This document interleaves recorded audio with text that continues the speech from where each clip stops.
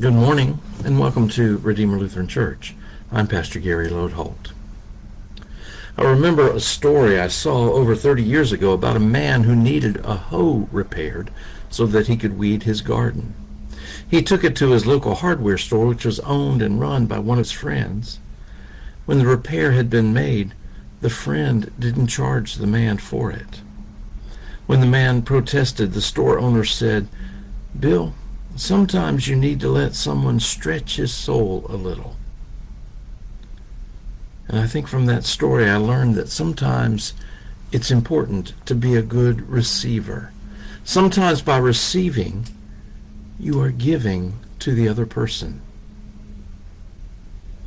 It's not always easy for us.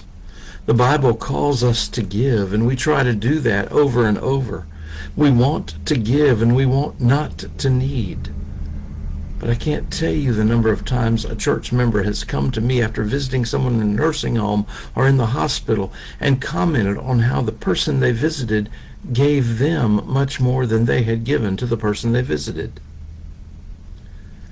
This week we are exploring John Coleman's book, The Unexpected Teachings of Jesus, and in this chapter he looks at something that happened at the Last Supper.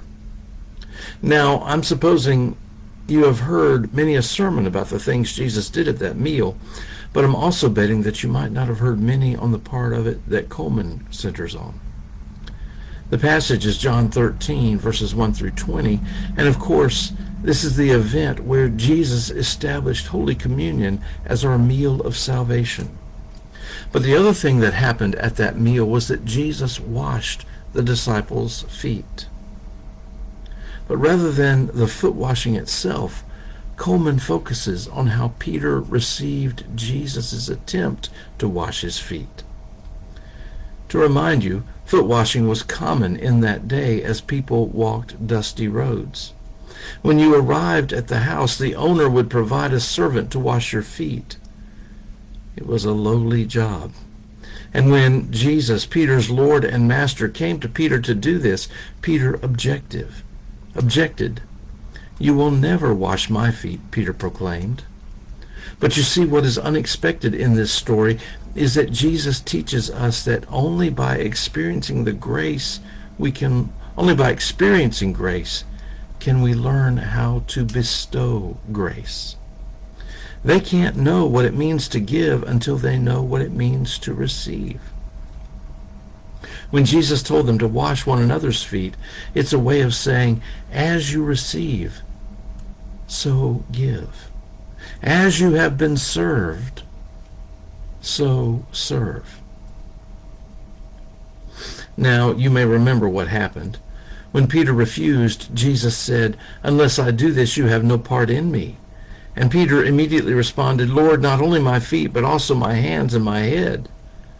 Peter wanted as much of Jesus as possible. It's an important lesson. Sometimes we are embarrassed to receive and feel unworthy. But being unworthy is essential to grace. It's not grace if you are worthy. This points to something in Luther's Small Catechism. In the Lord's Prayer, we have the petition, "Forgive us our trespasses as we forgive those who trespass against us."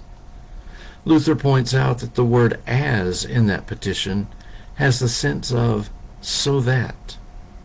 It is meant to be understood as, forgive us our trespasses so that we forgive others who trespass against us. Having received the grace and forgiveness of God, we are impelled and empowered to give grace and forgiveness. And only then. Coleman wraps it all up like this. I don't know for sure, but I'm betting that this is the grace that Jesus knew. He allowed Mary to anoint his feet with precious perfume.